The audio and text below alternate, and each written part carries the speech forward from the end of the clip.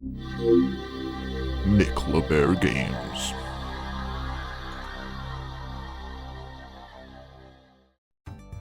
Hello everybody and welcome to this week's episode video, and we are going to be kicking it old school today with just some pickups and some room improvements, get some jobs done around the room, make it look better than ever. I have 25 pickups to go through today, as well as a few other knickknacks. In recent times I have actually caught the Vinted bug, and yeah, I picked up some real bargains. Especially when it comes to like room decorations and statues, etc. So the first thing I'm going to show you today comes from the Assassin's Creed franchise, and it is these beautiful chess pieces of some of the characters from Assassin's Creed. Of course, you've got Haytham Kenway there from Assassin's Creed 3, Altair, the original, and Ezio Auditore di Firenze, the main man himself. I got these for £5 from Vinted, and unfortunately they've opened up a whole new avenue of collecting, and I now feel like I need to collect the full set because these are actually chess pieces and they came part of magazines. And what's made it worse for me is that these three are the first three. That's just a magazine. That's just the first three in the collection. Yeah, so now I feel like I need to keep going. What's number 4? Need the magazines. I'll never read them, but that's the collector's curse, isn't it? But I think these do look actually really good as just little room decorations, little knickknacks that add a little bit of seasoning to a games room. So very happy. Like I say, £5 paid. Can't go too wrong with that. Also added, sticking on the Ubisoft theme, I've added Bayek of Siwa statue. I think I paid £17 with that. Brilliant. And I also got, I've forgotten his name, he's that boring, but the guy from Watch Dogs, Aiden, I think, is it something? I also got that statue as well, and again, I think I paid like £12 posted with that one, so got really good deals, really enjoying Vinted at the moment. Yeah, and they're situated over there. You might have seen them in previous videos, but yeah, very, very happy with those. And I'll continue to look for statues and little knickknacks to, like I say, add some seasoning to the games room. But you might have come for the games. Let's jump into the games. First up, a game very dear to my heart. I try to play it every year without fail. It is The Last of Us Part 1. This is the PlayStation 5 version. It's been on every PlayStation, hasn't it, since the PS3? And I've had every version and played every version. And why did I pick this up? Well, I just had the urge to play the game. It's been well over 12 months since I last played it, and I thought, what better way to play it than the definitive version on the PlayStation 5, The Last of Us Part 1. Unfortunately, though, again, video game collecting, you buy one thing, it leads to another. I'm going to have to get Part 2 remastered now as well on the PS5, but thankfully that price of that one seems to be holding fairly steady at around the £22 mark. Argos tends to have it on sale fairly often, which is a surprise.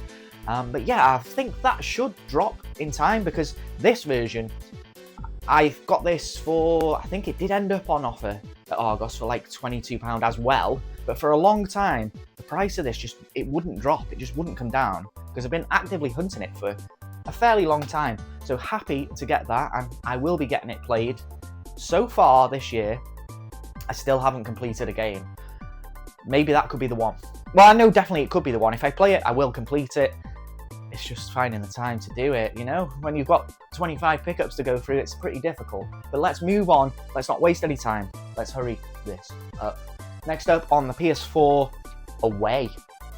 Welcome to the Animal Kingdom. What if you could play a nature documentary? Well, I'll tell you what, I'm intrigued. I'd like to do that.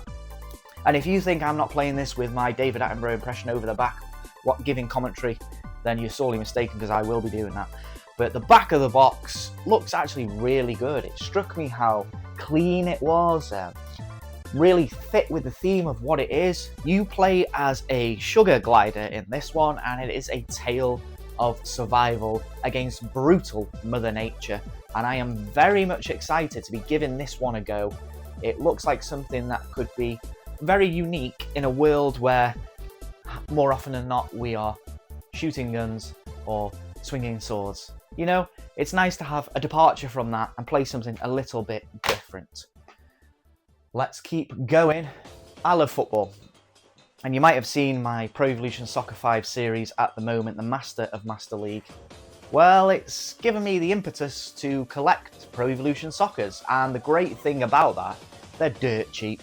50 pence paid for Pro Evolution Soccer 2011. A little young-looking Lionel Messi on the front there. This, for me, was when Pro Evo started to come good again. When they made the jump to PlayStation 3 and Xbox 360, well actually no, I tell a lie, because Xbox 360 had a Pro Evolution Soccer 6, which was a good version. But when they jumped to 2008, and me being a PlayStation guy, I got the PlayStation 3 version thinking this will be the superior game. It just wasn't for me. The edit mode was nowhere near as in-depth as I would have liked it to be. The gameplay just didn't strike me at all. And the nets, man, oh god. A good football game is all about the nets, the shape, the buoyancy. Pro Evolution Soccer 2008 didn't have any of that. But by the time we got to 2011, it was starting to come good again, and they hit a bit of form. They were still lagging way behind FIFA, but these were starting to become fun games to play again. So yes, I'm going. Am I going for a full subset of Pro Evolution Soccer? Maybe I am. No variants. But standard edition Pro Evolution Soccer games, I'm going for the full subset. I've said it, there we go. Moving on swiftly to Ubisoft again, the Prince of Persia trilogy for the PlayStation 2. He's a big boy, isn't he? Look at the chunk on that. Lovely stuff. So this comes with all 3 games inside and also all 3 manuals, which is a nice little touch as well. I remember these being pretty good games back in the day, and these certainly led on to what Assassin's Creed would become. Now, I own these games already as part of the HD trilogy on the PlayStation 3, but seeing this at my local CEX just hanging out there, the thick spine, I thought, I've got to have that. And at £10 paid, I'm very happy to add something a little unique to the PlayStation 2 collection. Sticking we're Ubisoft heavy today because I've also picked up on the PS4 the Ezio collection, which contains Assassin's Creed 2, Brotherhood and Revelations.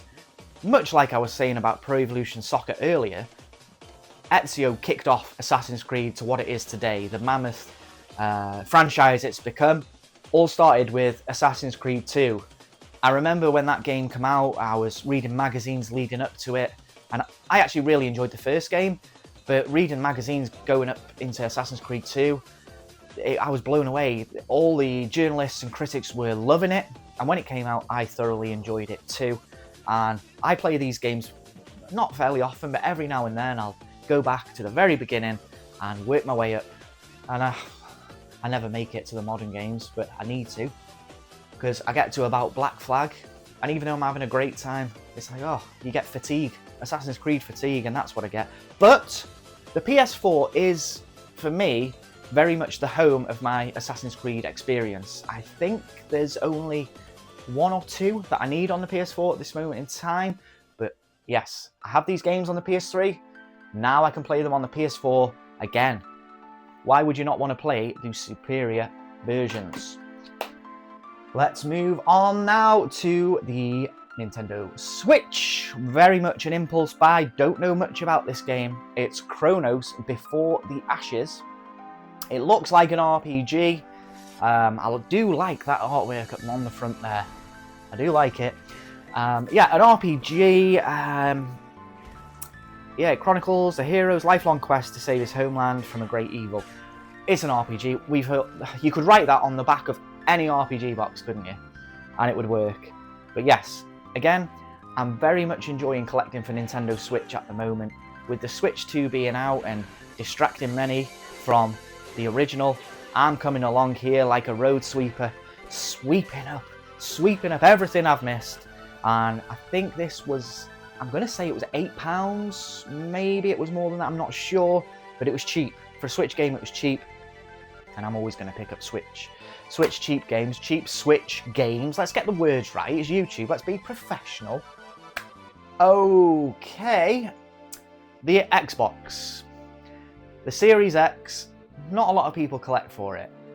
I actually do. I know I can play a lot of these games on Game Pass, and it's digital, and I have Game Pass and I like it, and I do play games on there, but I want to own something physical as well. Even if the full game's not quite on the disc, I'd still like to have the pieces on the shelf to display and feel like I own the game to some degree. And who doesn't love a sleeve with a bit of steel inside? Here we have Beyond the Steel Sky on the Xbox, and it's got the beautiful sleeve cover there with a nice steelbook underneath. Beautiful design there. And inside, just a disc, a few stickers. What I like about this, and I'm a bit of a steelbook snob in this regard, I like to have the game name on the spine. Just in case I ever want to display just steel, I can see what it is. There's plenty of steelbooks out there that don't do that.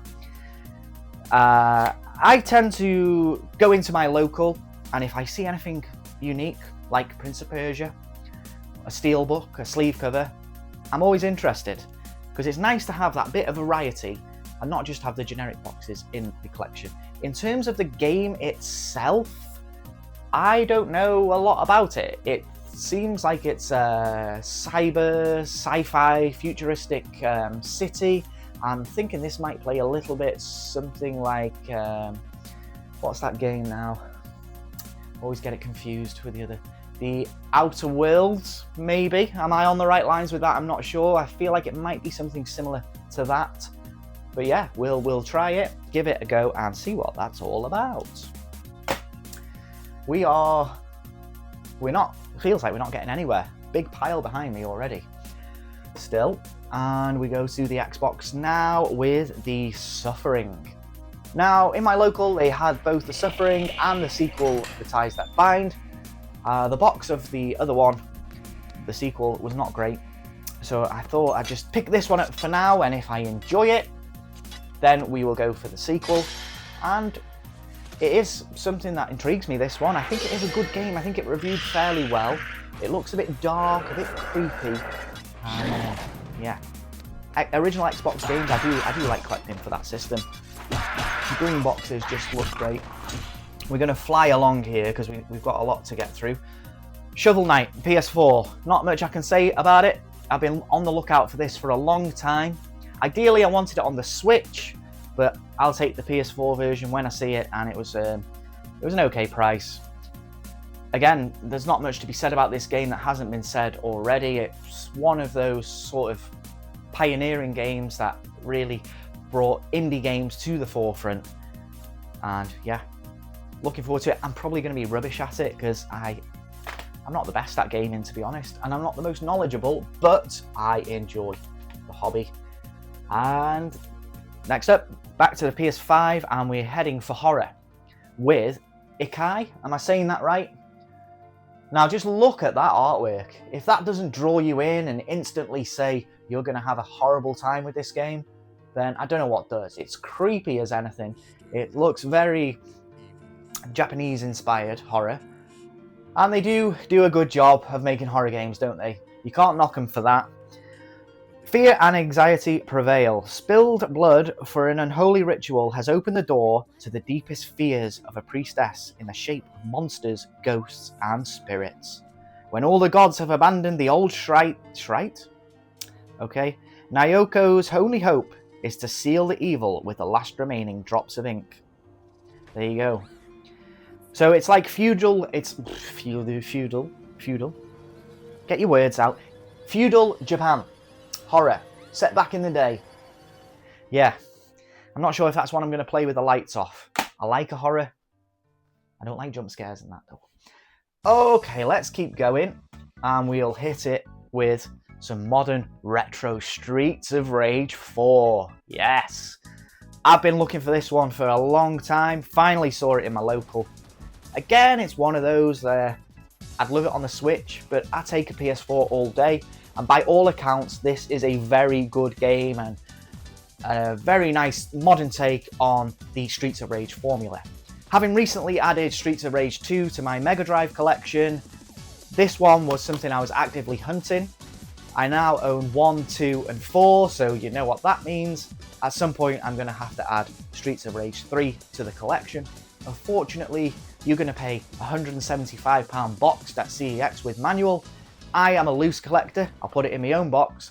Even so, it's £60 for a loose car. It's a lot, and by all accounts, Streets of Rage 3 is the black sheep of the family. They changed the formula up somewhat and it wasn't quite as well received as the first two games and not quite as well received as Streets of Rage 4. This one is very much high up on the list of my backlog, but I'm that OCD kind of gamer. I can't just jump to number 4 without having experienced 1 and 2 and maybe 3 if we're going to drop that kind of money on it. And I know that's bad to say I've not completed Streets of Rage 1 and Streets of Rage 2. But I'm gonna get there. Guys, I've got over 1,000 games in this room. You're gonna have to cut me some slack and just accept there's some great games out there I haven't either played or completed. So please, forgive me, I will get there.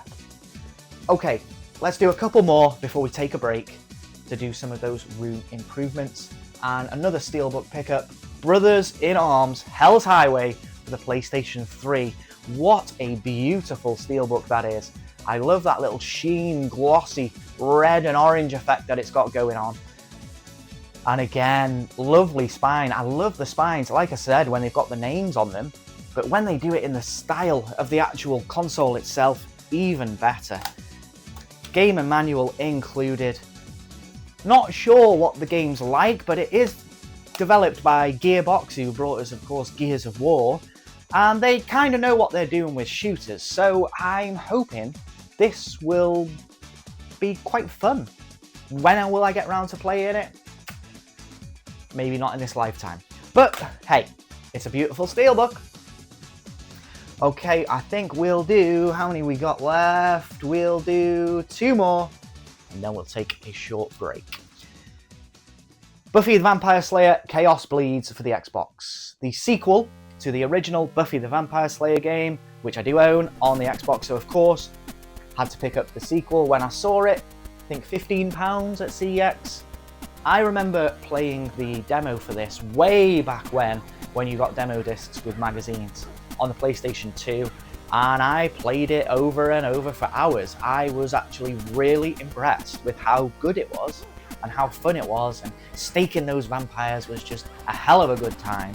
So at some point I'm going to play both the first and the second, and what I have been impressed with as well is that I've had a little look at the soundtrack for some of these games and it's good. So yeah, Buffy, I'll say I actually quite enjoyed the show at the time. It was like, you come in from school, you watched, Blue Peter, all that nonsense first. You got to about the 6 o'clock mark, and on BBC Two you had The Simpsons, always an episode of The Simpsons at 6 o'clock. Then following that, you would either have like a Malcolm in the Middle or a Buffy the Vampire Slayer. So I remember that was like the nightly ritual, that we'd have Simpsons followed by something either Malcolm in the Middle or Buffy the Vampire Slayer. So I do have an affinity with the series, so why not play the games? And I remember them being quite fun. So very happy to add that to the collection. Completes that mini subset. Can you call 2 games a subset? I don't know if you can, but it completes the coupling, if you will, of Buffy the Vampire Slayer. Okay, I don't often pick up Wii games, and I tend not to look, to be honest. It's a console that, doesn't appeal to me greatly. But I picked up Ghost Squad. Looks like a tactical shooter. I think I paid about £1 for this. So yeah, worth a punt at £1. Don't know much about it. It's a Sega developed game. Still gassing. But yeah, Ghost Squad on the Wii. Need I say more? We've got more steels. We've got more steelies here. More steelies, more sleeves. And again, it's on the Xbox One. People are not picking these up, but I am, let me tell you. We've got the dual edition Bayonetta and Vanquish for the Xbox One. I own both of these games on the Xbox 360, so to have the updated versions on the Xbox One with a beautiful sleeve, and I'm going to say it, maybe one of the best steelbooks I own. Look at that, we've got the Bayonetta one on the front there, you flip it over, you've got Vanquish on the back, it's all embossed, the colours are shining, and again it's got the information on the spine, love it. The game both on one disc, yes. I own Bayonetta, I own Vanquish, I've actually got the lenticular cover for Vanquish on the Xbox 360, but stone me if this edition doesn't put that one to shame. Very happy to own it. I think it was fairly cheap as well, so happy with that. Two great games as well. The original Bayonetta I actually really loved, Platinum Games at their finest, and Vanquish, if you've not played Vanquish, give it a try, you will be impressed with it. It's a kind of a hidden gem. Okay, we're going to save the rest. Let's take a little break now. I'm getting a sweat on here. I am.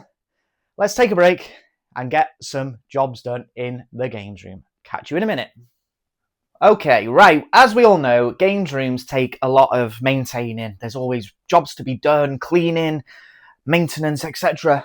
And if you leave it a little while and you don't keep on top of these things, it can sort of overwhelm you a little bit. So, with that in mind, today I'm going to scratch one of those jobs off the list, and that is to extend the wall of 64. So, as many of you will now know, I'm going for the full PAL set of N64 games, and at present, the bulk of my collection is stored on this, what I have dubbed the Wall of 64, which sits above my TV and consoles. But as you can see, we've got a Lord of the Rings print in the corner, which we're going to take down and extend that Wall of 64. I have the shelves here ready. Just a case of lining them up with a spirit level, drilling the holes, getting them mounted. And I do believe with recent pickups being what they are, I should be able to fill quite a lot of the wall, so it won't look too bare either. But yes, it's going to be tricky. If we look down this area, it's usually where I store like my tripods for lights, cameras, etc. I've got a little waste paper bin. This storage unit, which at the moment is storing video game related DVDs, another collecting. Need to get some trunking in on there. But you can see it's sort of wedged between my desk, my consoles, so I'm very limited for space. I'm going to have to try and get a little stool down there so I can work up at this level. So don't be surprised if there's some sort of U-beam framed gaff that happens and I end up on my arse. But hey, let's see.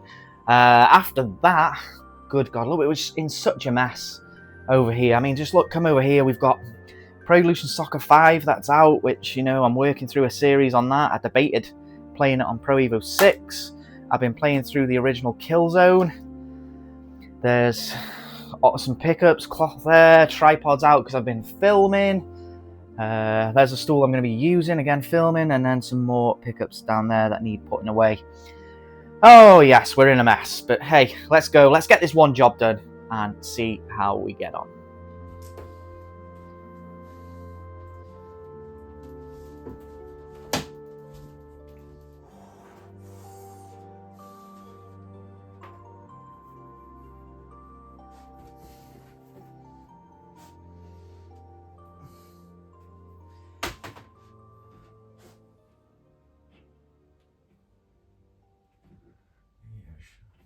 So the Lord of the Rings print, which I've taken down, it's not going to go to waste. I am going to use it. I actually have a little darts room as well at my home, and there's a nice little space in there where it's going to go.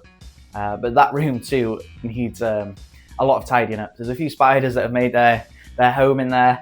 Needs a hoover, floor needs a hoover. But yeah, I'll take you in there now. We'll have a little look and see if I can't get this up first before we head back and get those wall of N64 shelves up. Let's go.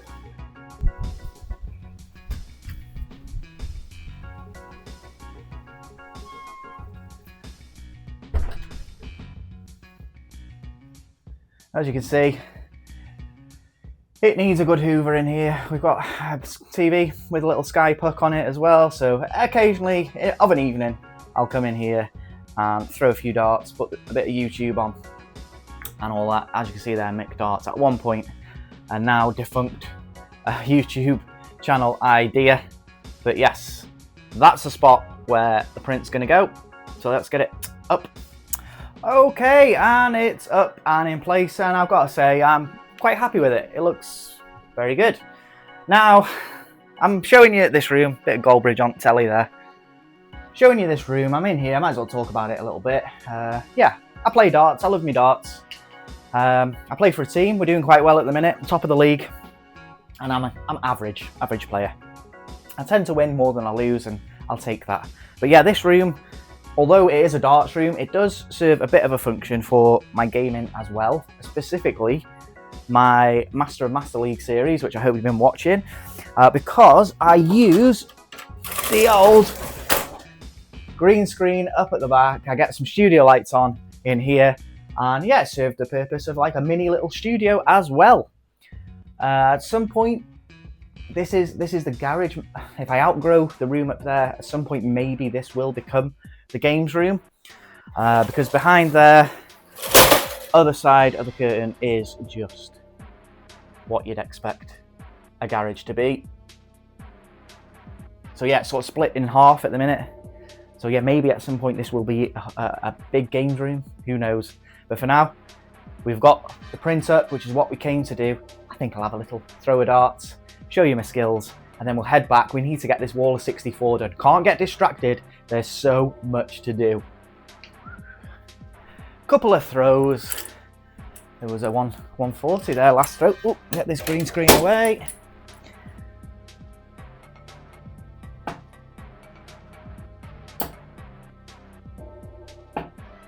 $22. No, we can't leave it at that. We've got to do better than that. Can't leave it at that.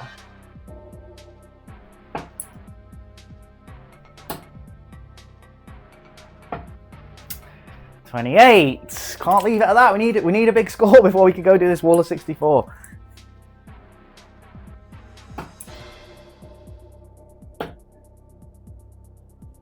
Okay, an 80 with a ratty tops. We take it. It's a good score.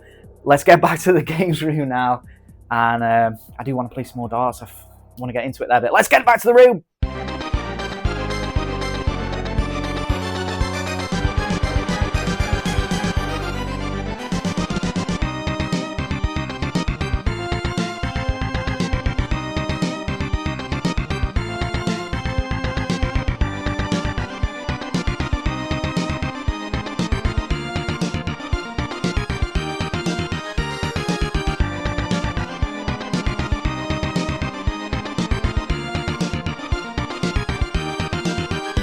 And as you can see, it's taking it out of me. Sweaty, hot. Just need to have a little hoover now, tidy up. And yeah, I could get some of the games onto the shelves, fill it up a bit. I need to move the sign as well. I've got just one of these little cheap 3D printed signs, so I'm just going to move that over to here, which will actually hide, which is probably the worst join on the entire wall. So I'll move that over there just to hide that. At some point, I will get probably a bigger and better N64 sign, but for now, yeah, we'll get that moved to there. Well, welcome back, and as you've seen, the wall of 64 is growing, Project Reality is in full swing, and it's time to add some more titles and get them checked off that list, starting with Hexen. Released in 1997 for the Nintendo 64, Hexen was a dark, gritty outlier in a sea of bright platformers and arcade races. Originally a PC title made by Raven Software and published by id Software, Hexen brought a medieval fantasy spin to the first-person shooter formula. Think Doom meets Dungeons & Dragons and you're halfway there. In this one you can choose from 3 distinct classes, each with a unique playstyle, and you got to explore labyrinth-like levels full of puzzles, portals, and grotesque monsters. It wasn't just about blasting enemies, you had to think, explore, and often backtrack. On the Nintendo 64 though, it was a mixed bag. The controls were clunky, the visuals a little muddy, and it was plagued by performance issues. Still, it's one of the few mature, atmospheric games on the system, and for fans of dark fantasy, it scratched a very specific itch. Up next, Space Station Silicon Valley. A unique title.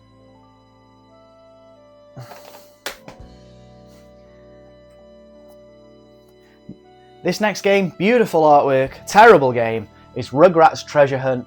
And when you are going for a full set of anything, unfortunately, you are going to have to spend hard-earned money on absolute tat. And yes, this game does not have a good reputation at all, despite the Rugrats being a much adored franchise. And I did enjoy the Rugrats back in the day. This probably won't get played apart from testing to see if it actually works. But it's another check off the list, and that's all we want. Next up is a rare release, and by all accounts, quite a good game. It's Blast Corps. Supposed to be good fun by all accounts.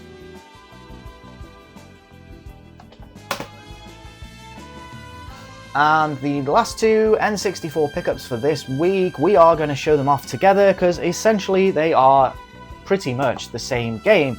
We've got WrestleMania 2000 and WCW NWO Revenge, both developed by THQ and built on the same engine which would go on to give us the awesome No Mercy, considered by many to be the best wrestling game ever. Well, these two games were the precursor, pretty much the same as my games Fall Over and Ruin the Audio. The only thing differing, of course, is the rosters, arenas, etc, etc, but very good wrestling games by all accounts, and I think that is my wrestling subset on the N64 complete. Don't quote me, because I think I might be missing a couple. Yeah, I think we're nearly there. I think there's one or two missing. WWF Warzone, having a quick glance, seems to be missing, and WWF Attitude. Maybe there to come, who knows. Cheap titles, very cheap titles to add. Happy to do that, and again, more ticks off the list. Another, excuse me, another 6 N64 games to add to the wall. Very happy with that. And what do we have left here? We've got on the Xbox One, The Occupation.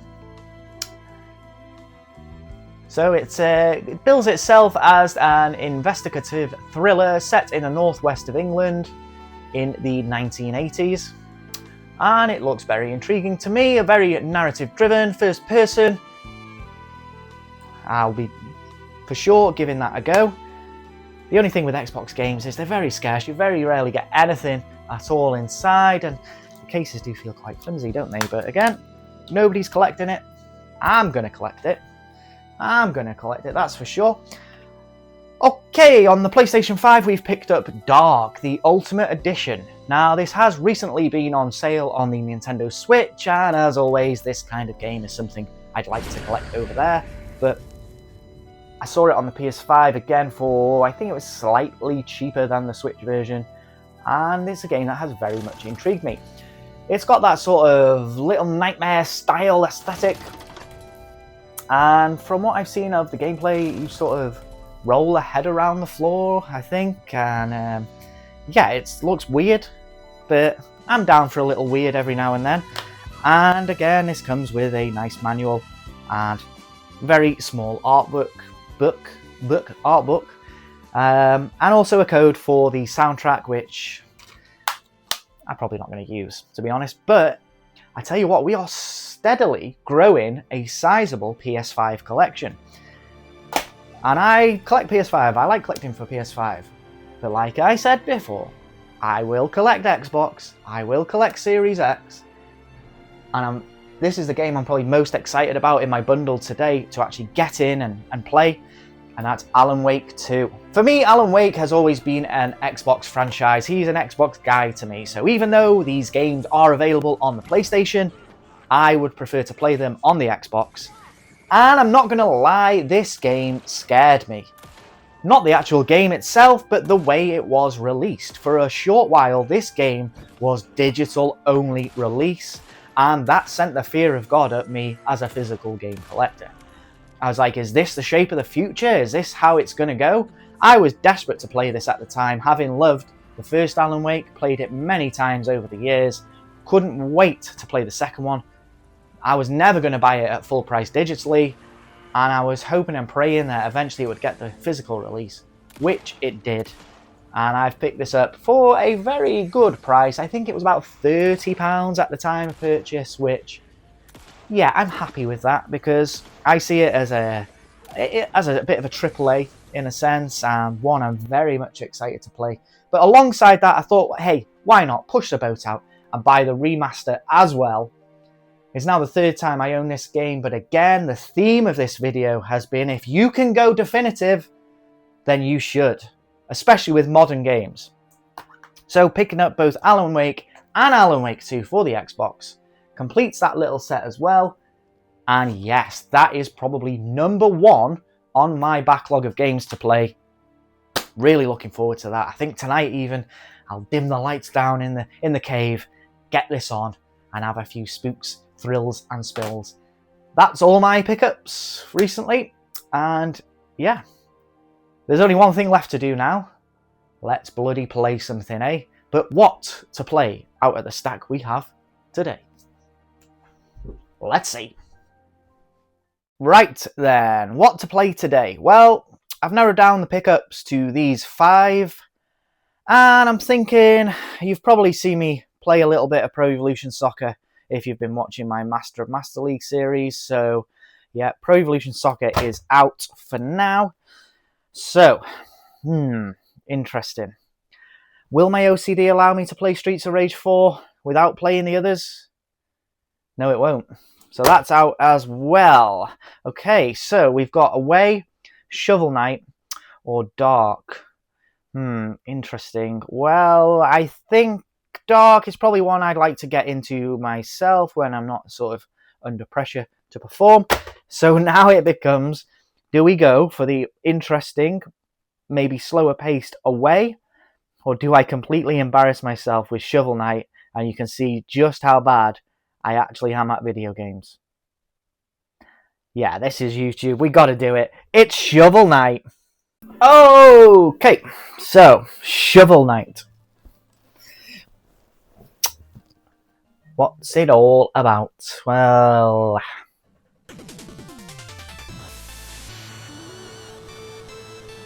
I like the music. What a throwback. I think, yeah, we just gotta start game, haven't we? Just jump straight into it. So, to cut a long story short, the world has been taken over by evil, as it often always is. Shovel Knight's little buddy is gone, feared dead, and it's up to us to make everything right in the world again. So we have a jump, just a single jump, and then a dig. Love it. Jump and dig. Love that. Get out of here. Collect these rupees.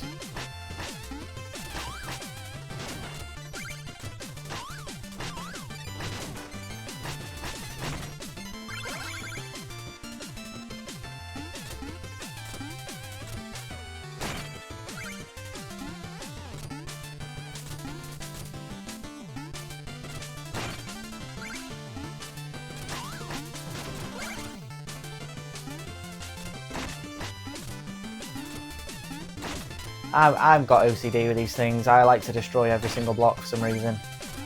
Right. You can dig down. It's not Minecraft. Where you do not dig down. That's the only thing I know about Minecraft. Never played it to any extent. Oh, you know what? Naive of me. What am I doing? Right, I knew that was the thing. I need to time that a bit better. There we go. So you can bounce on bubbles, but what's this thing? Oh, checkpoint. You can bounce on the bubbles.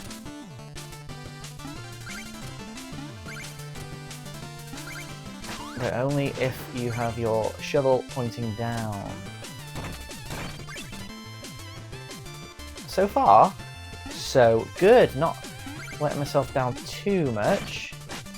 I'm not really that good at these kinds of games. Here's the test. Oh, good. God. There we go. There we go. Ooh, can I do so many?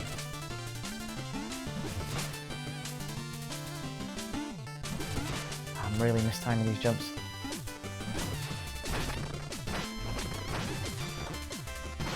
Yes! Come on! Wow, smashing it. Absolutely doing better than I thought, and didn't expect... Ooh. There we go. No match. Take little skulls out of here.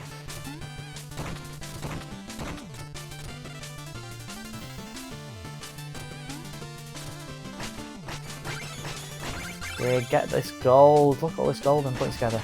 Ooh, I like that.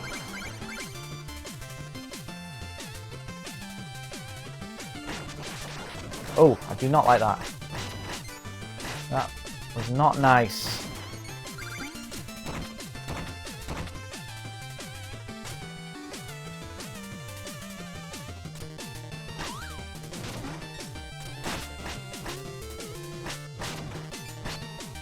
Get out of here.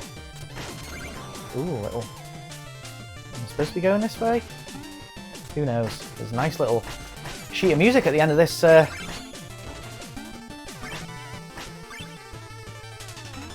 Lovely stuff. So far, I'm enjoying this, and I think this does become a fairly difficult game at the moment, though.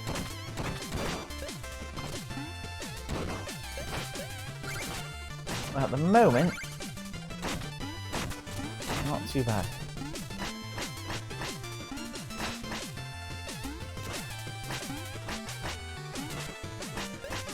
Oh god.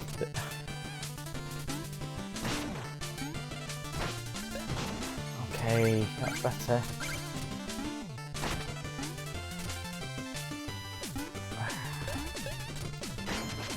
Okay, you can take that.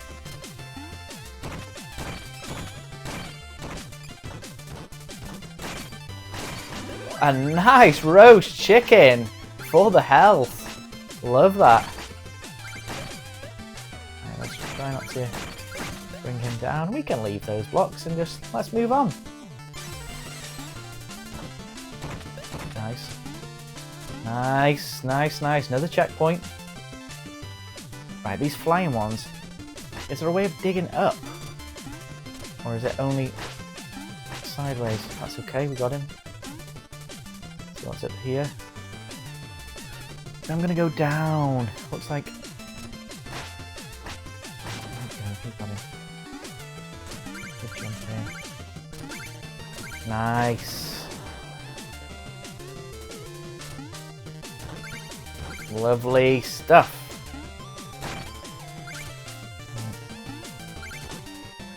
Yes! Beautiful.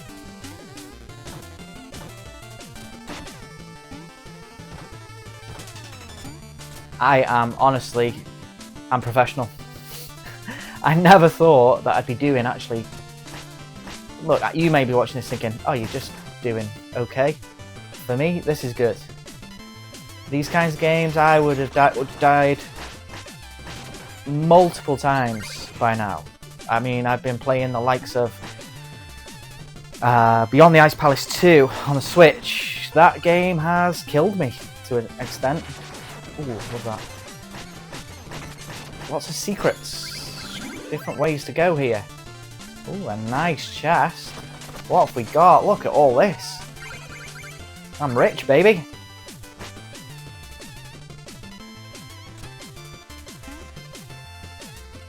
Go for another checkpoint. Absolutely smashing it.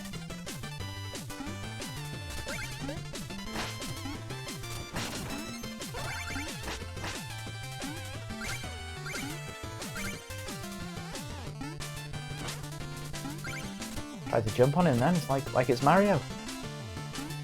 Oh, another dragon. Oh, and it's a bit. You know what? No! Ah! I was just about to say, you know what? Sometimes it's okay to run. We'll give it one more stab. If we get killed again, we'll call it a day. But this is definitely a game I am going to see through to the end, because I have actually had a very good time with it. And yeah, we'll let him pass. Oh right, so you can recover what you lost. Yeah, get wrecked, son. You walk into that pit. There we go, cleared it. Come on.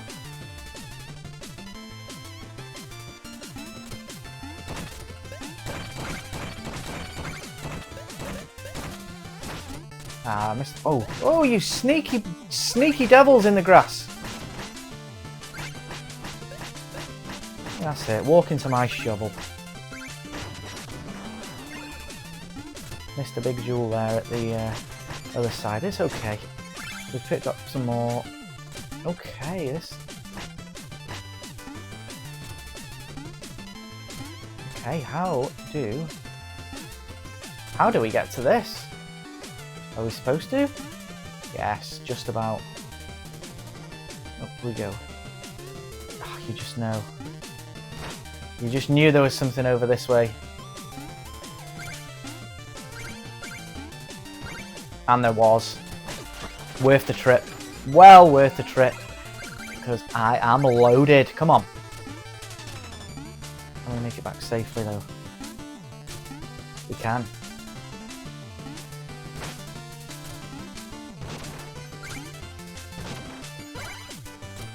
Lovely stuff. Another checkpoint. There we go. And it's a boss. The Black Knight. You show your face sooner or later, you cerulean coward. Turn back, Shovel Knight. There's nothing here for you anymore. Stand aside, Black Knight. I've no quarrel with you. Right, yeah. They're talking shit. He's laughing at me. We'll see who's laughing, son. Yeah, get some shovel, mate.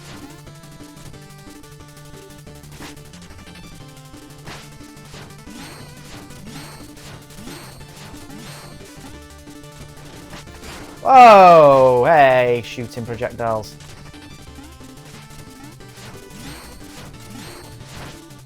Nice, 2 good hits. Ah, walked into that one.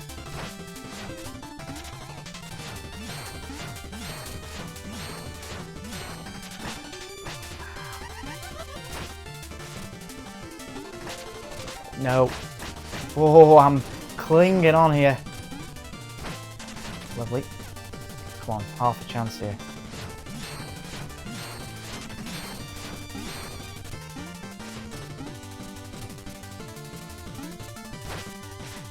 No! So close! Get me back there. One more shot. One more shot. It's that kind of game. Just one more go. I mean, we're right here. Right, get these little bags. Right, what we didn't need was him getting...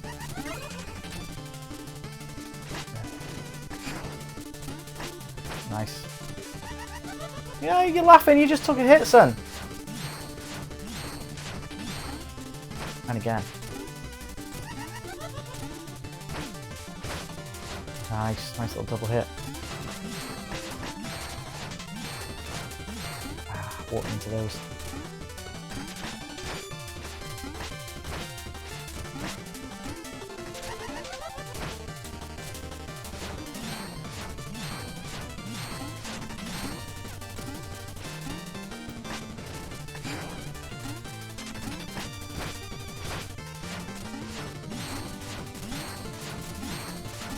Oh, terrible. But we got him back. Oh no, it's close. It's close. It's a shootout. No! You can't do that to me! He was one shot! One more go. I'm beating this Black Knight before we call this a day. He's laughed in my head already. Right, last time you walked into a silly one, early doors. Don't be doing that. That's it. Big hit. Love it. Laugh. He's laughing. You're taking damage. There you go. 3 hits. Unanswered. Oh, yeah. Bad one to walk into. Oh, you can't stand still for them. Or them. Oh, this is not good.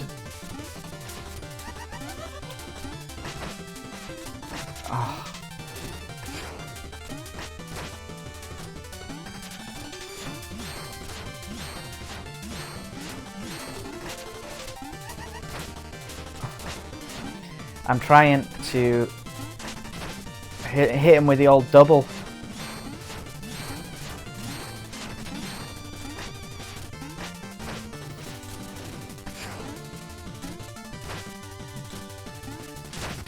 Nice, come on.